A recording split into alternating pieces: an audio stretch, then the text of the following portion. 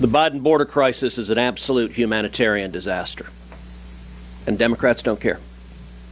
Last year, 853 migrants died crossing illegally into this country. Alejandro Mayorkas didn't even know how many had died because he didn't care. When I brought 19 senators down to the border, we saw a man who had drowned floating in the Rio Grande. Democrats don't care.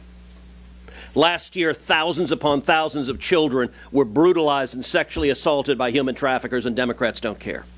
Last year, thousands of women were sexually assaulted by human traffickers, and Democrats do not give a damn. Last year, more than 100,000 Americans died of drug overdoses from Chinese fentanyl flooding across the southern border, and Democrats do not give a damn. Now, you may say, oh, come on, that's harsh. They care. They care. Somewhere in their hearts, they care about all the people suffering and dying. Baloney. Because if they cared, they would stop it. If you cared about the children being raped at the border, you would say no more. When Joe Biden came in, we had the lowest rate of illegal immigration in 45 years. He inherited success, and he deliberately broke it.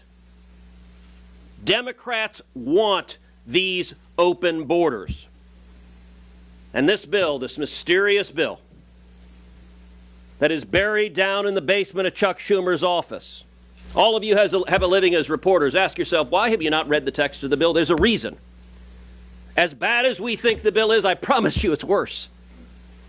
The people pushing this deal knew, no, if the American people knew what was in it, they would be against it.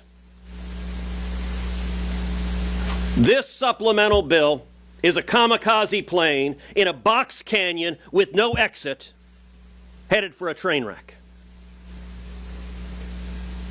If you look at this bill, the bill is not designed to fix this problem. By the way, the single greatest national security threat to America, this right here.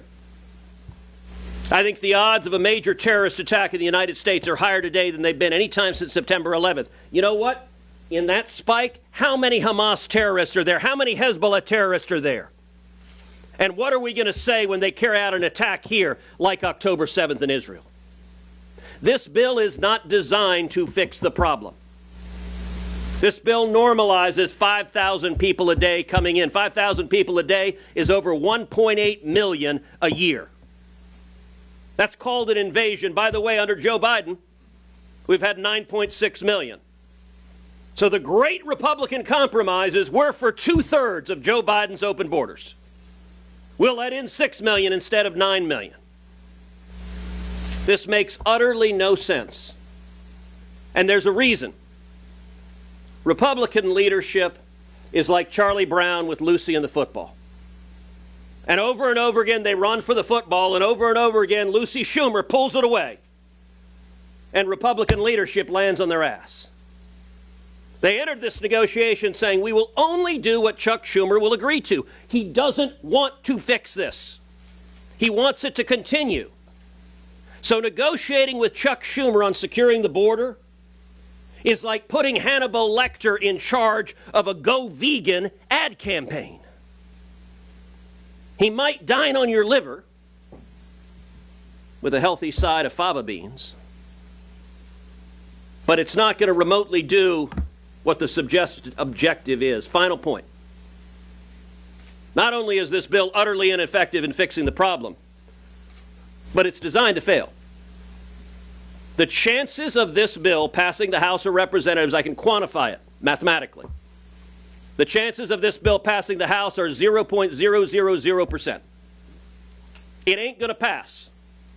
At lunch, we had a vigorous discussion at lunch yesterday. I asked leadership, why on earth would you be teeing up a vote with every Democrat and 10 or 12 Republicans that has no chance of passing the House? It's not going to become law, and I get it. Leadership really wants Ukraine funding. But that doesn't happen unless you get a bill that can pass the House.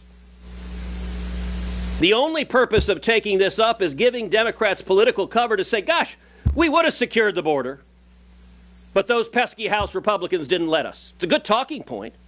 It's complete baloney, but it's a good talking point. This bill represents Senate Republican leadership waging war on House Republican leadership. It's not designed to secure the border. and it won't secure the border. And that's why leadership wants it kept in secret. They don't want anyone to see the text of it.